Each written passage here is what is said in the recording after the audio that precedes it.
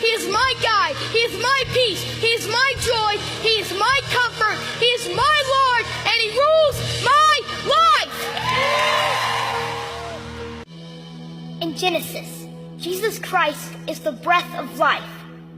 In Exodus, He is the Passover lamb.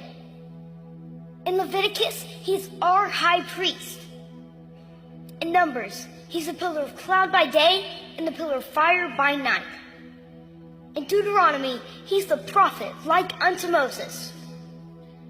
In Joshua, He's the captain of our salvation. In Judges, He's our judge and lawgiver.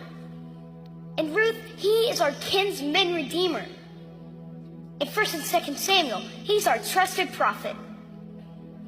In Kings and Chronicles, He's our reigning king.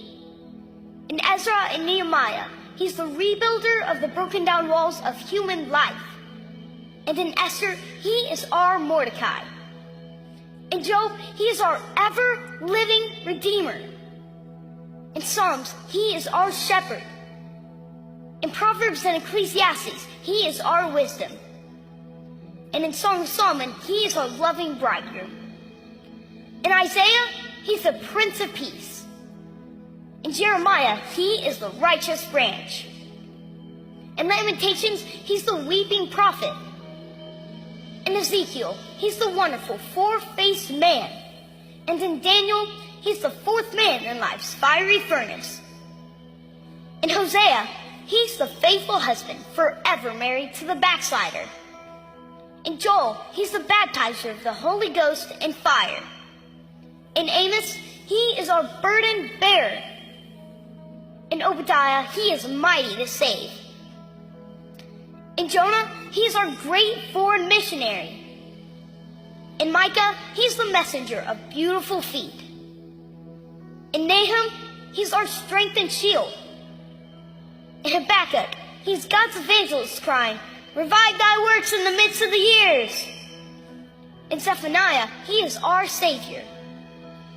In Haggai, He is the restorer of God's lost heritage. In Zechariah, He is the fountain opened up in the house of David for sin and uncleanliness. And in Malachi, He is the Son of Righteousness, rising with healing in His wings. In Matthew, Jesus Christ is the King of the Jews. In Mark, He's the servant. In Luke, He is the Son of Man, feeling what you feel. In John, He's the Son of God. In Acts, He's the Savior of the world. In Romans, He's the righteousness of God. In 1 Corinthians, He's the rock, the Father of Israel. In 2 Corinthians, He's the triumphal one, giving victory. In Galatians, He is your liberty. He set you free. In Ephesians, He is the head of the church. In Philippians, He is your joy. In Colossians, He is your completeness. In 1 and 2 Thessalonians, He is your hope. In 1 Timothy, He's your faith. In 2 Timothy, He's your stability. In Titus, He is truth. In Philemon, He's your benefactor. In Hebrews, He is your perfection. In James, He's the power behind your faith. In 1 Peter, He's your example. In 2 Peter, He's your purity. In 1 John, He is your life. In 2 John, He's your pattern. In 3 John, He's your motivation. In Jude, He's the foundation of your faith. And in Revelation, He is your coming King. He's the first and the last, the beginning and the end. He's the keeper of creation and the creator of all. He's the architect of the universe and the manager of all times. He always was, He always is, and He always will be. Unmoved, unchanged, undefeated, and never undone. He was bruised and brought healing. He was pierced in His pain. He was persecuted and brought freedom. He was dead and brought life. He is risen and brings power. He reigns and brings peace. The world can't understand Him. The armies can't defeat Him. The schools can't explain Him, and the leaders can't ignore Him. Herod couldn't kill Him. The Pharisees couldn't confuse Him. The people couldn't hold him. Nero couldn't crush him. Hitler couldn't silence him. Middle-age can't replace him. He is life, love, longevity, and more. He is goodness, kindness, gentleness, and God. He is holy, righteous, mighty, powerful, and pure. His ways are right, and His word is eternal. His will is unchanging, and His mind is on me. He is my Redeemer. He is my Savior. He is my guide. He is my peace. He is my joy. He is my comfort. He is my Lord, and He rules my life.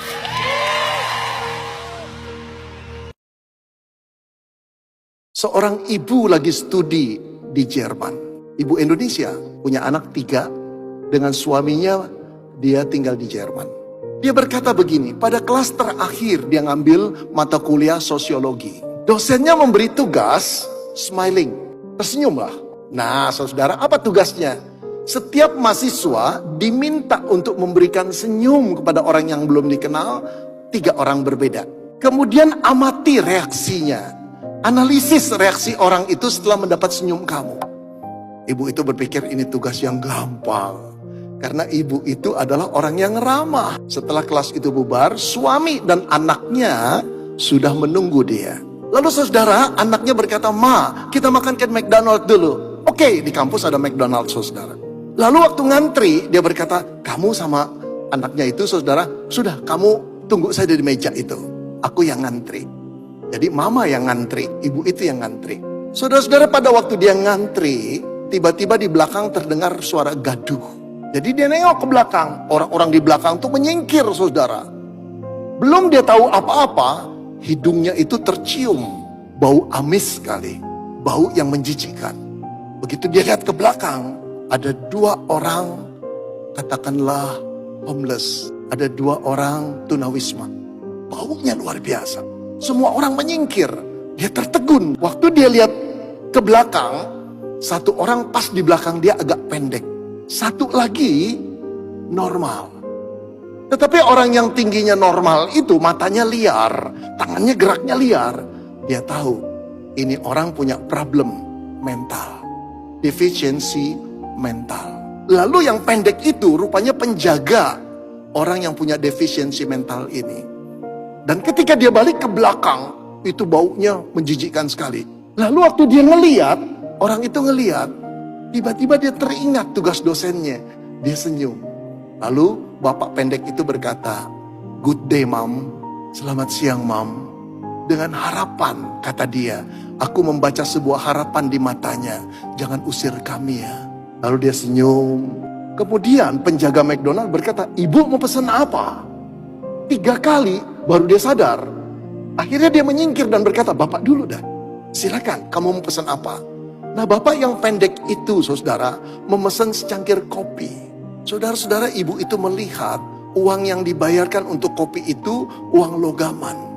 Berarti mungkin dia berpikir, ini sisa uang yang mereka punyai. Setelah itu dibawa kopinya ke meja sana. Mereka ada di meja paling pinggir supaya tidak ganggu orang dengan bau tubuh mereka. Saudara, ibu itu tiba-tiba dia katakan, "Hati saya dipenuhi belas kasihan." Tuhan berkata, "Tolong orang itu." Kemudian dia pesan, "Saya mau pesan 3. 1 paket besar, 2 paket personal." Ya.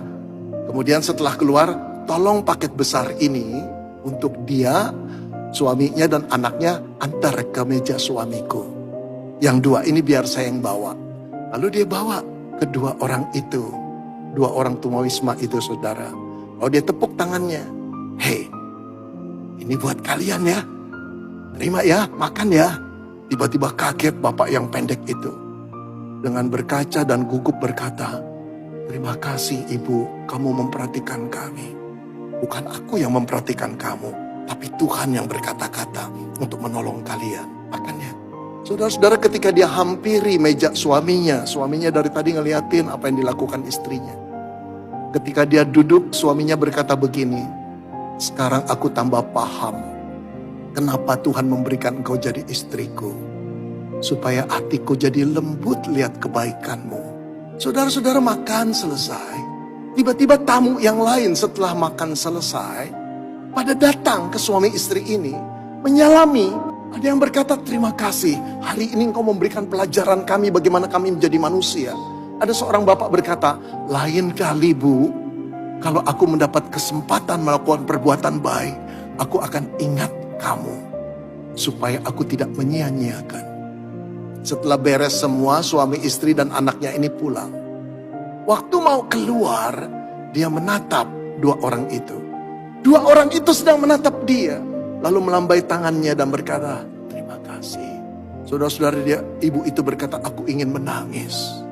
Perbuatanku itu kecil, tapi buat orang kecil itu luar biasa berartinya. Dan buat orang banyak yang melihat perbuatan kecil itu, besar sekali maknanya. Cerita belum berakhir. Saudara, pada waktu dia masuk kelas, paper itu ditulis dan diserahkan ke dosen. Dosen itu sempat baca. Dosen itu tertegun dan berkata, Ibu, bolehkah ceritamu ini aku bacakan di kelas? Oh boleh Prof, silakan. Nah, lalu kemudian saudara-saudara dengarkanlah sebuah cerita dari teman kita ini. Saya akan bacakan. Pada waktu dia membaca, aku melihat teman-temanku meneteskan air mata. Lalu saudara, profesor itu menutup ceritanya dengan tulisan di dalam paper itu. Apa yang dia tulis? Dia tulis begini saudara. Allah itu Allah yang hangat dan kasih. Ketika kasihnya kita bagikan, maka kasih itu akan menghangatkan orang lain. Tersenyumlah.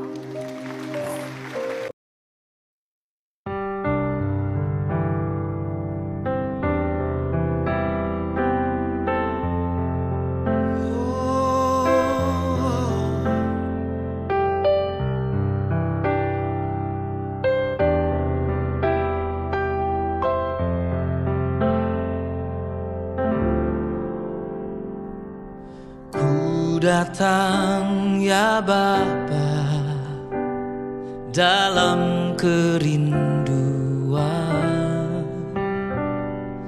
memandang keindahan-Mu.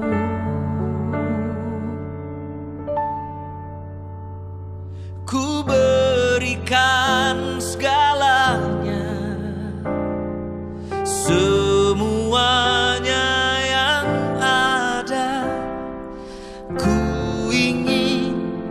menyenangkan hati-Mu, oh Tuhan.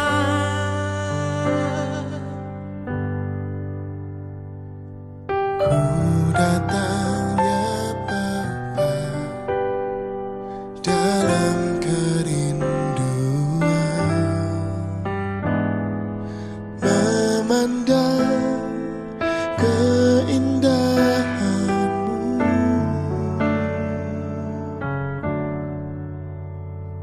Ku berikan segalanya, semuanya yang ada. Ku ingin menyenangkan hati-Mu, oh Tuhan. Jadikan aku indah yang Kau pandang mulia, seturut karya-Mu di dalam hidupku, dan ajarku berharap hanya kepadamu, taat dan setia kepadamu, Tuhan.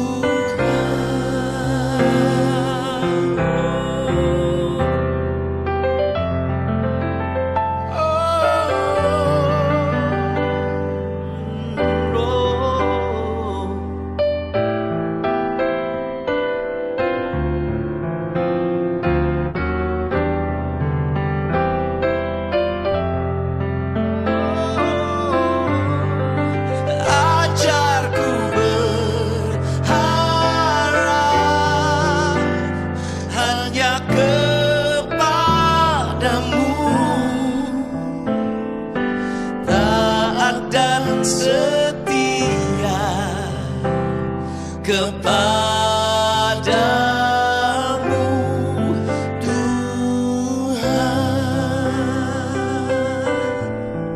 Oh, taat dan setia kepadamu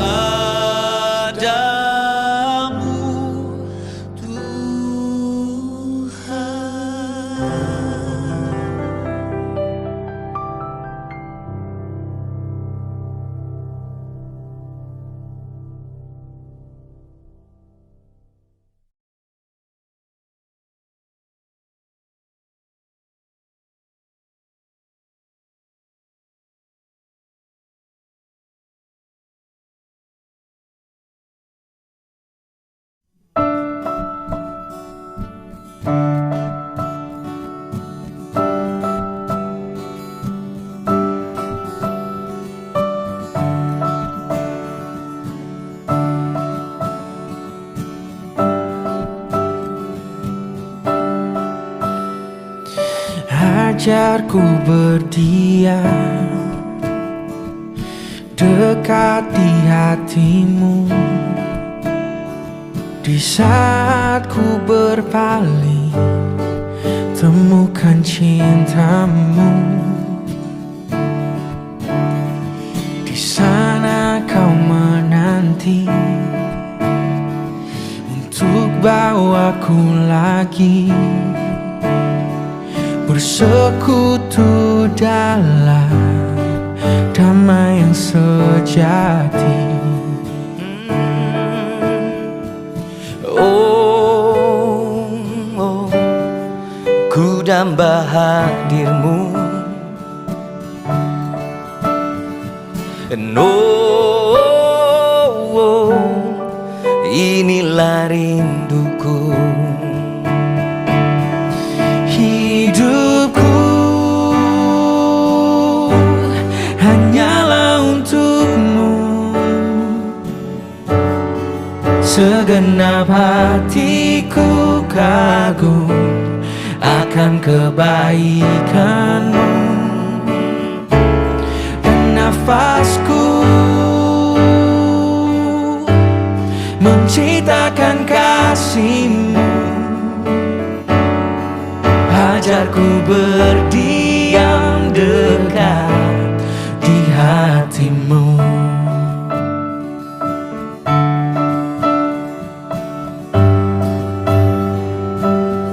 Oh, ajarku berdiam, Ajarku berdiam dekat di hatimu. dekat di hatimu. Di saat ku berpaling, Temukan cintamu.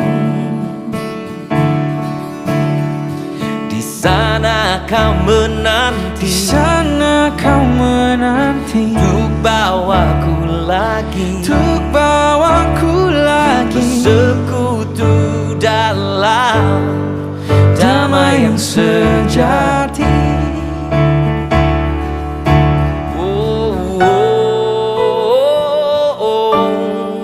Ku damba hadirmu. Hey, oh, Inilah rinduku. Oh, hidupku hanyalah untukmu. Segenap hatiku kagum akan kebaikan.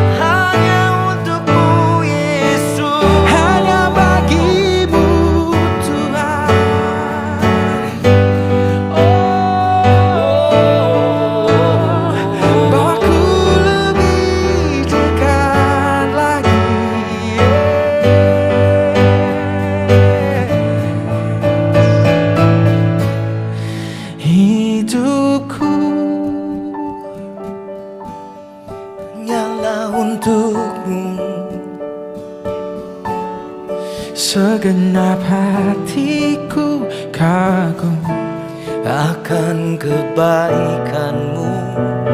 Yesus dan nafasku menceritakan kasih-Mu. Amin. Ajarku berdiam dekat di hati-Mu. Ajarku berdiam dekat di hati-Mu. Oh Tuhan, Ajarku berdiam dekat di hati-Mu.